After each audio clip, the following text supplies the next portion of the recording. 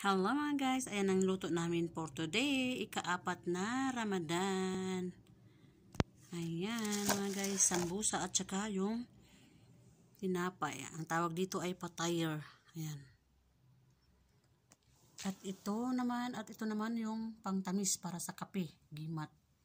Gimat na maliit at malaki. Ayan yung ating pang matamis.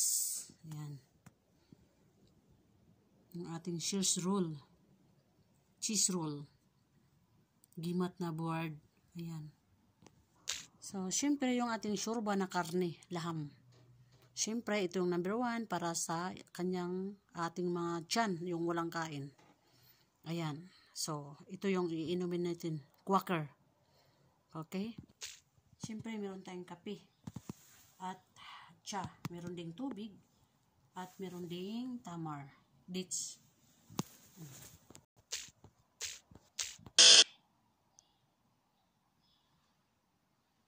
Ilawan natin.